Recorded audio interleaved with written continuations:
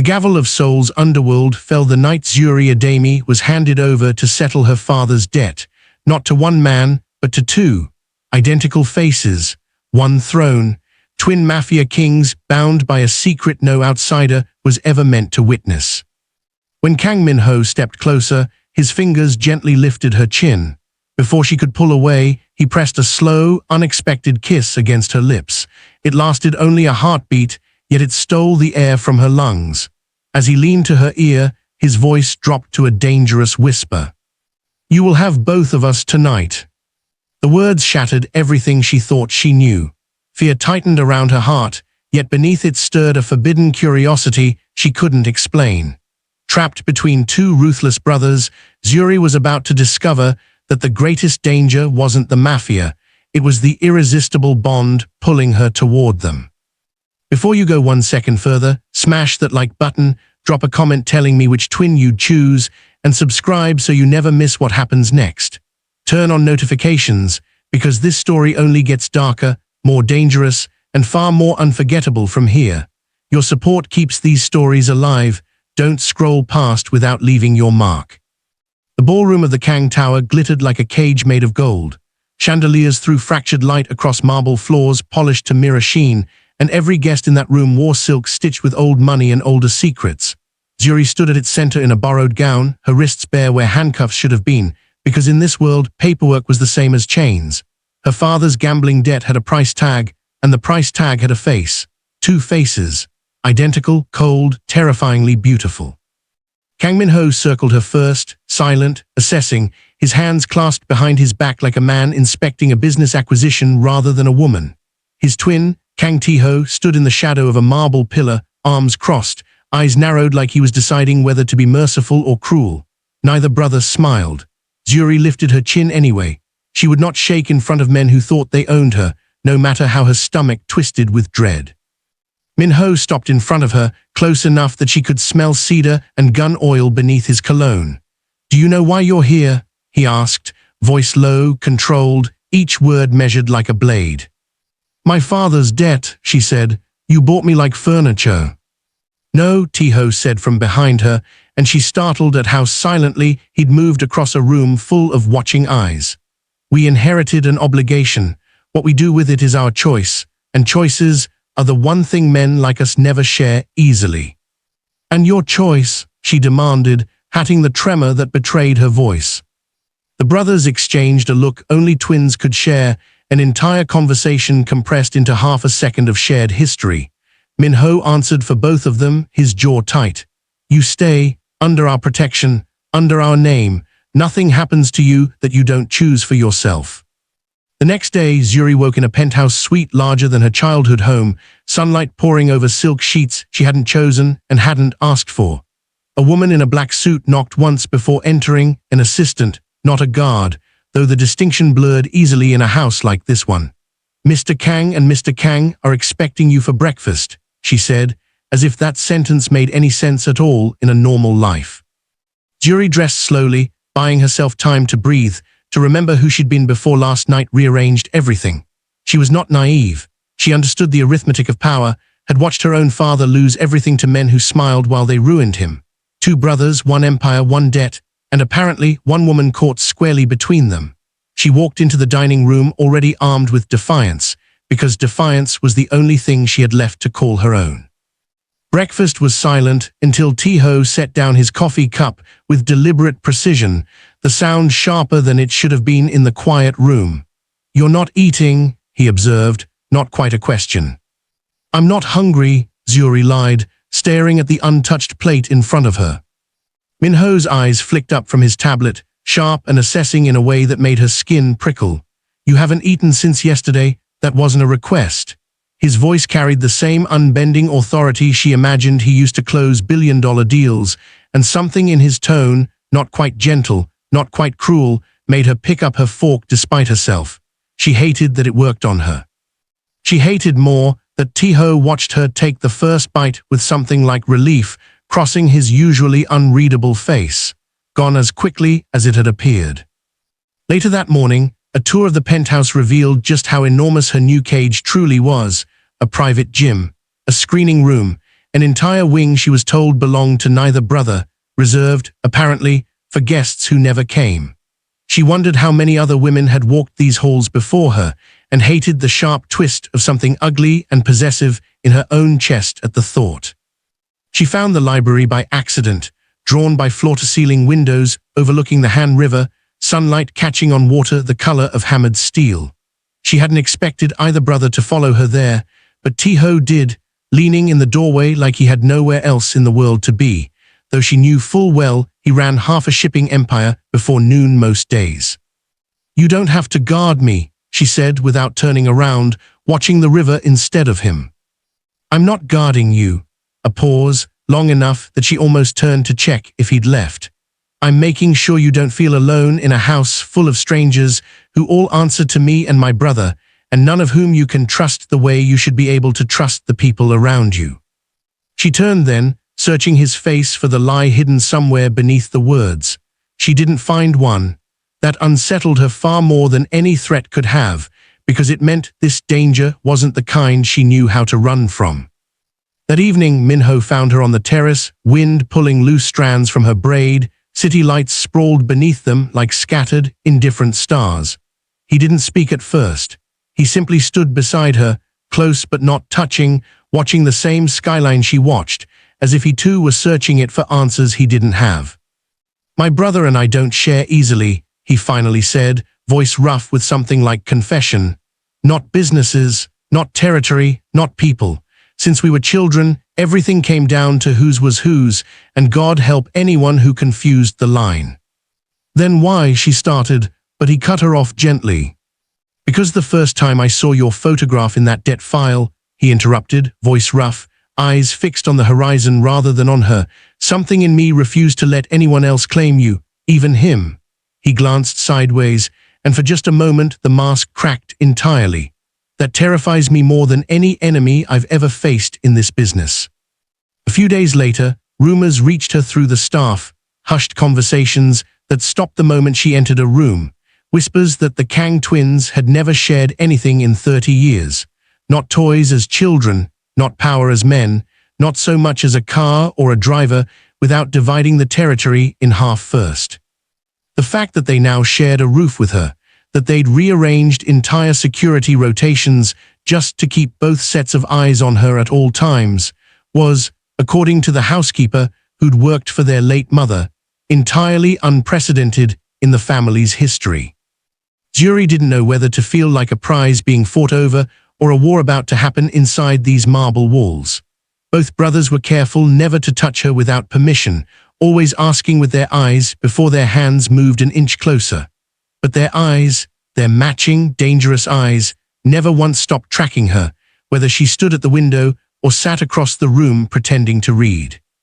The first real crack in her careful armor came at a charity gala 3 weeks later, the kind of glittering event where old money mingled with new danger, and everyone smiled with knives behind their teeth.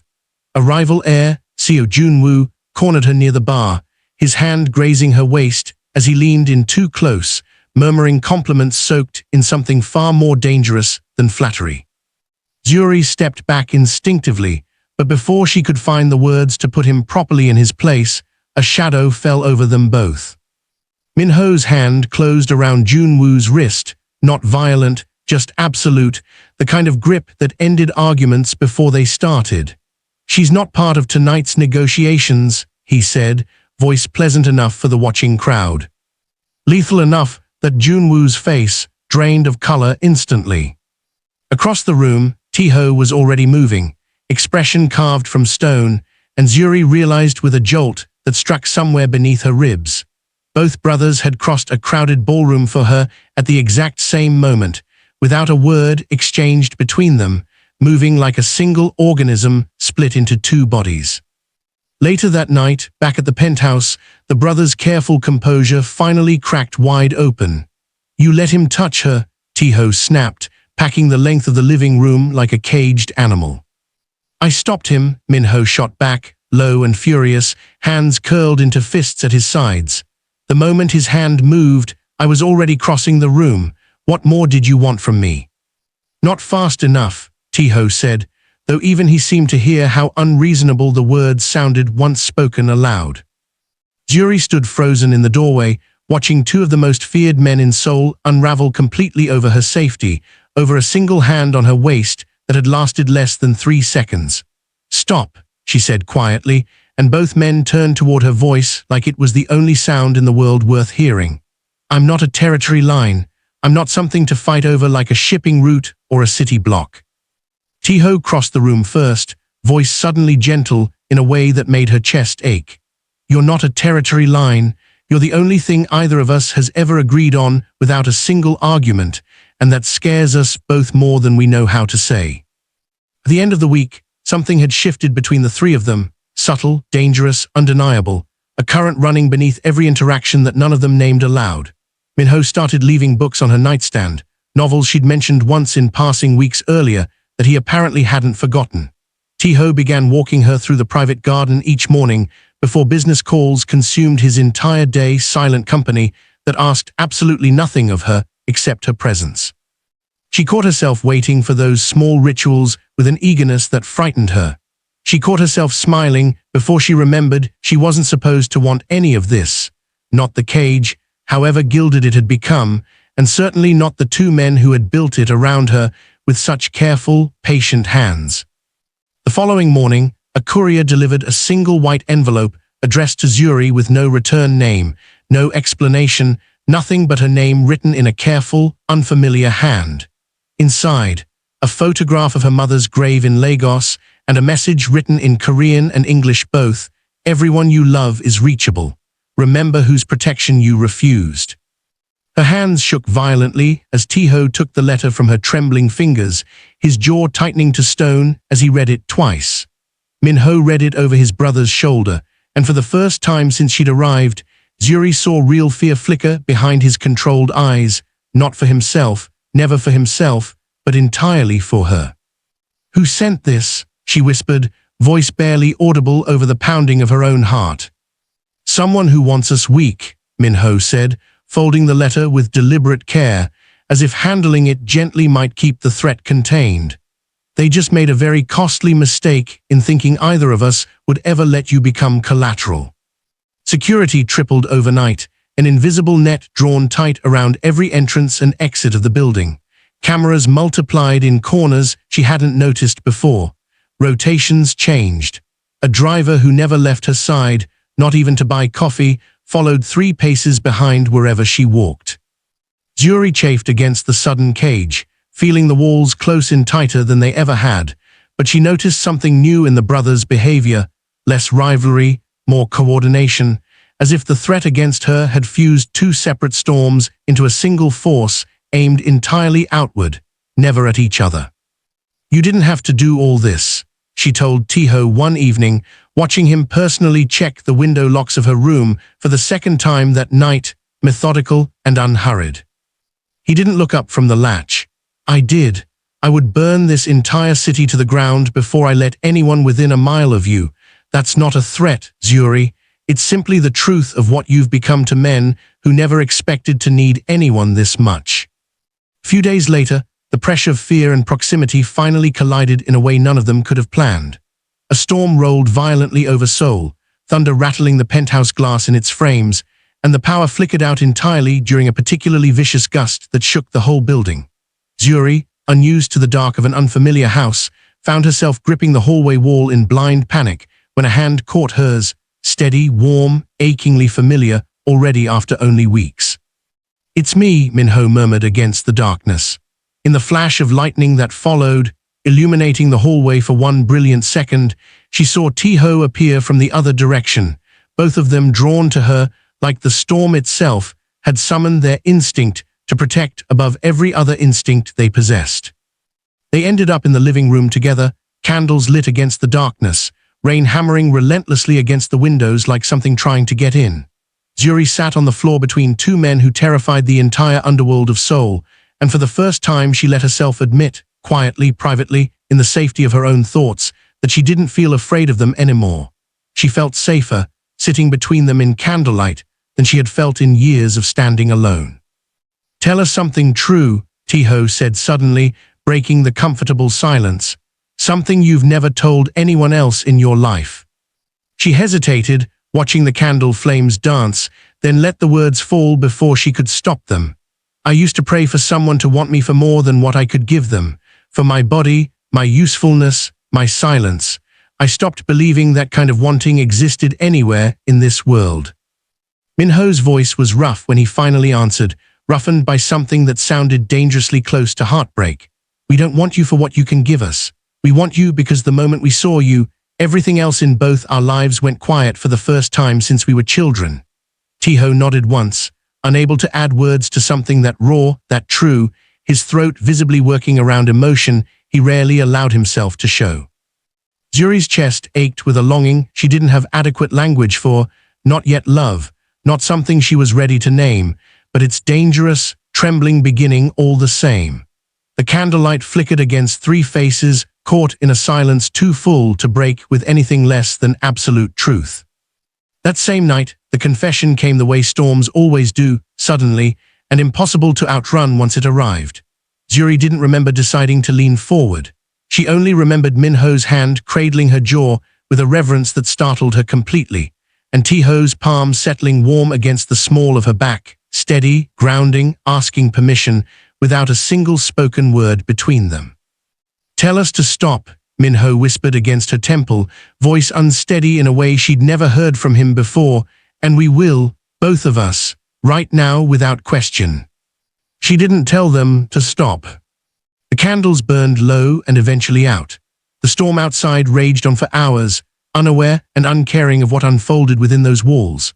What happened between the three of them that night was not spoken of in explicit detail by anyone, only felt, only remembered in the breathless quiet that followed long after the thunder faded, in the way the entire world seemed to soften at its sharpest edges, in promises made without a single formal word ever being exchanged. The next morning, Zuri woke before either brother, panic clawing violently up her throat before her eyes even fully opened to the pale morning light.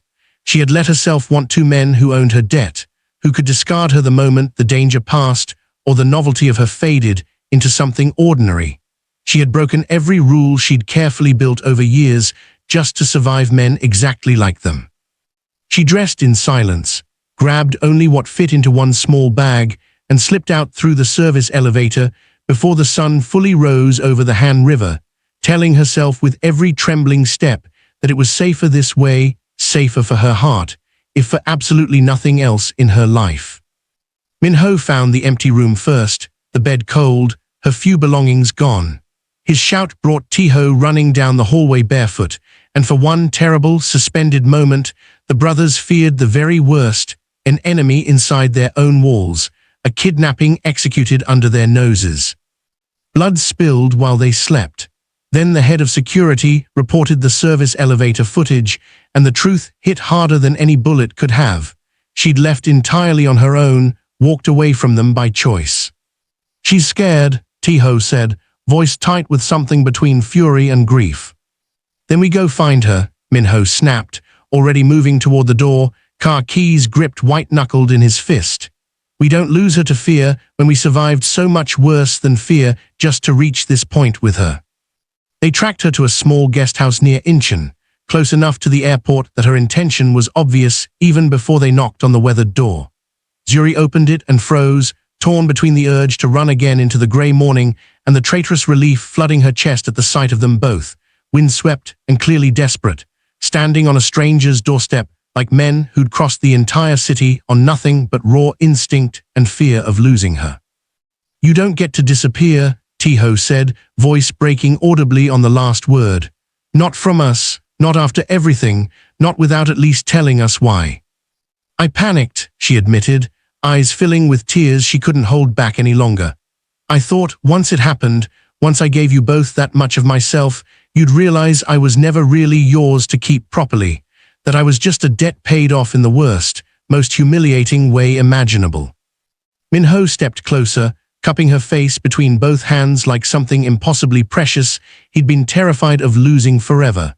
"You stopped being a debt the first week you lived under our roof, Zuri. You are not an obligation we're honoring out of guilt. You are the only choice either of us has ever made in our entire lives, without a single second of hesitation.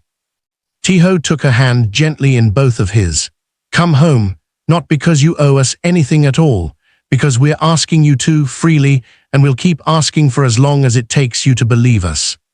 She let them lead her back to the waiting car, silent tears finally breaking free, not from fear this time, but from the terrifying, overwhelming relief of being chosen, wholly, and without any condition attached, by men who could have had anyone in the world and wanted only her, stubbornly, completely. By the time they reached the penthouse again, the sun had fully risen over Seoul, gilding the entire skyline gold and pink.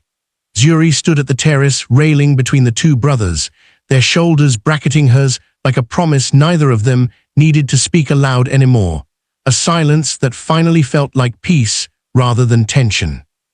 But peace, in their world, never lasted particularly long, and all three of them knew it, even as they savored the quiet morning together. 2 days later, the true danger revealed itself in full, shattering the fragile calm they'd only just begun to trust. The letter's sender was no longer content with warnings whispered through the mail. A rival syndicate, the Beek family, longtime enemies of the Kang Empire stretching back 2 generations, had been watching, waiting patiently for the exact moment Zuri became indispensable to both brothers at once. That moment had clearly arrived, and they intended to exploit it fully. She was taken from the underground parking garage of a private clinic during a routine security check, gone catastrophically wrong. 3 men, black vans, gone before her bodyguard even fully registered the ambush unfolding around him.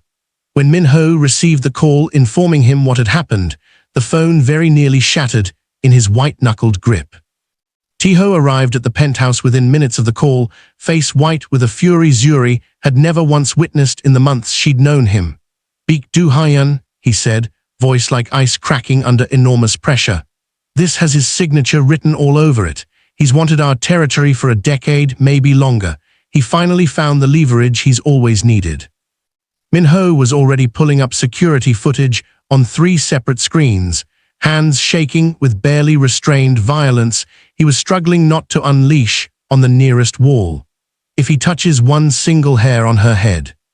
"He won't," Taeho interrupted, voice flat and absolutely certain, "because we're not giving him the chance to prove that threat means anything at all."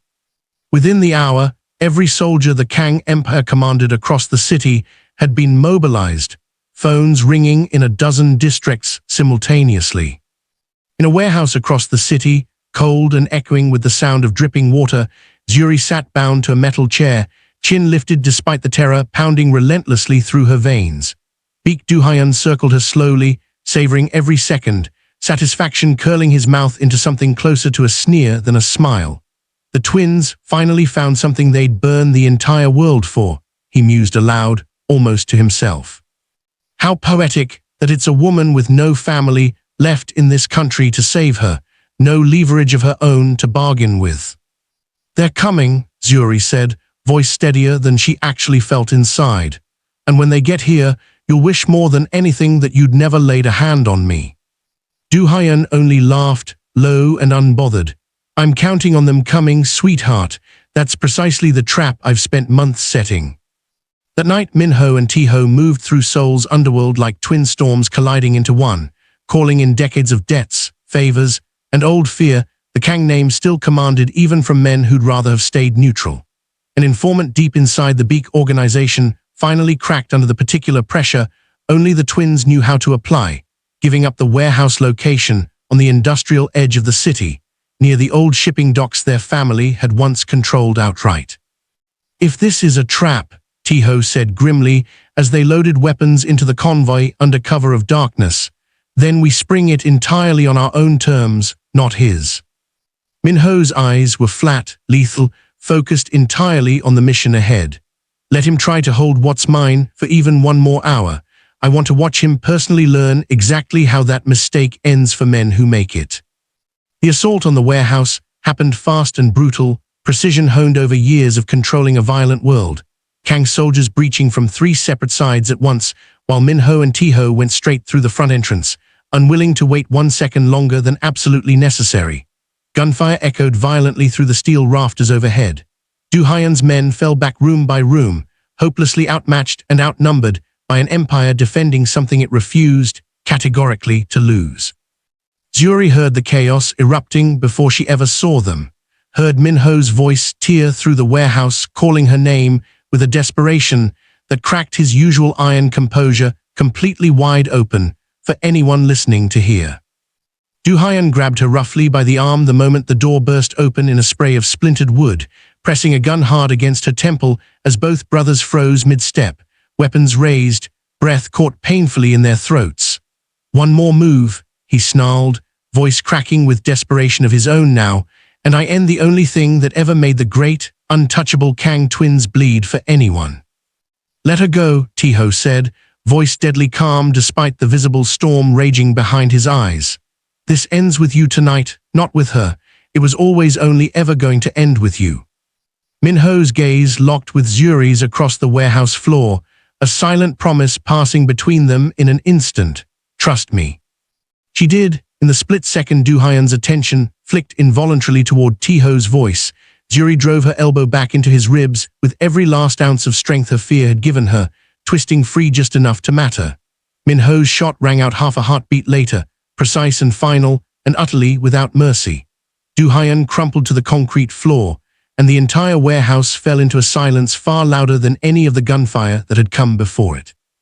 Zuri barely registered moving before both brothers reached her at once from opposite directions, arms wrapping around her from either side simultaneously, 3 heartbeats slamming in unison against each other, terror finally bleeding slowly into overwhelming relief.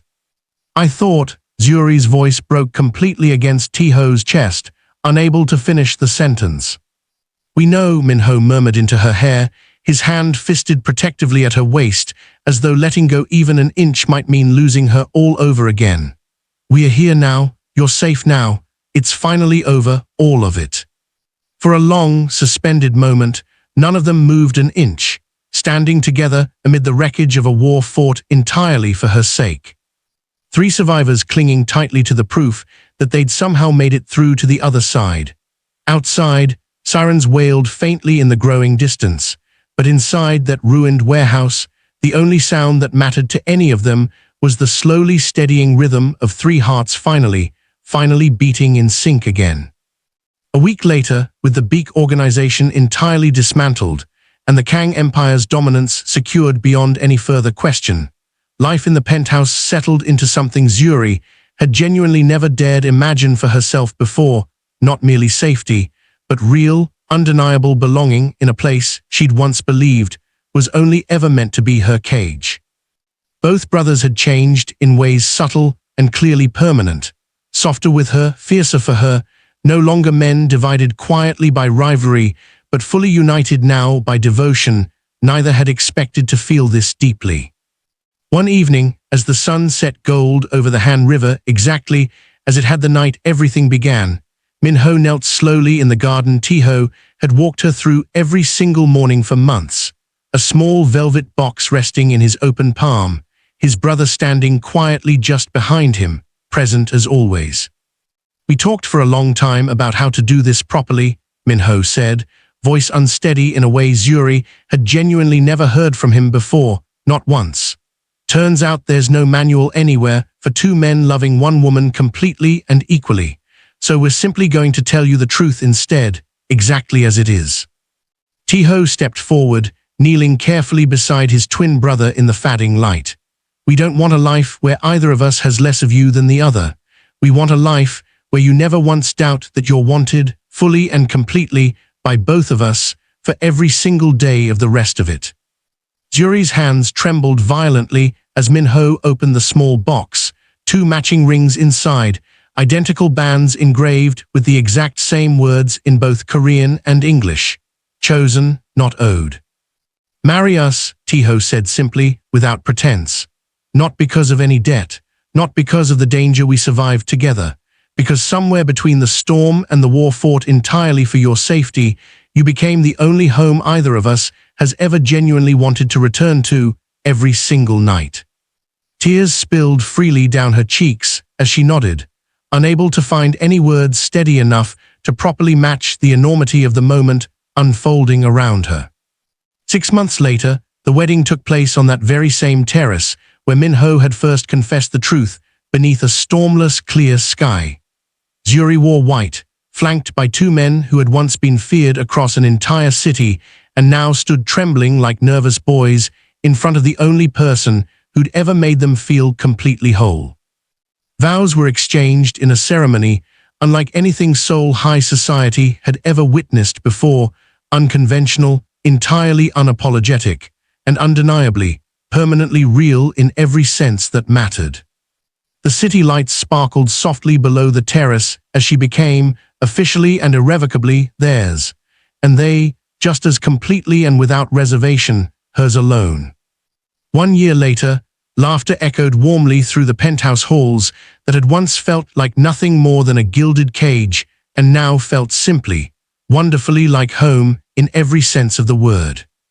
Zuri sat in the nursery. Taeho had insisted on painting entirely himself, despite hiring professionals being far easier, one hand resting gently over the soft curve of her stomach, watching Min-ho argue quietly and affectionately with his twin over which one of them the baby would end up looking like first.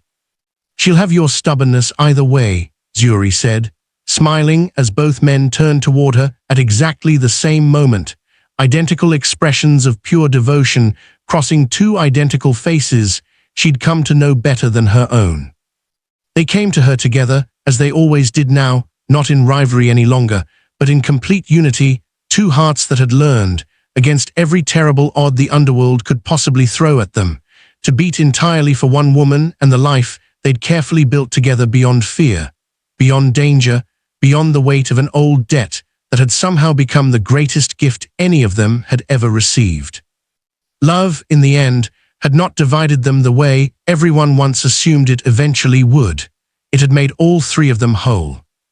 If this story moved you, don't let it end here. Smash that like button, tell me in the comments which twin captured your heart first, and subscribe so you catch the next dark romance before anyone else does. Share this with someone who needs a love story that survives the storm. Turn on notifications, because the next chapter of Forbidden Love is coming soon.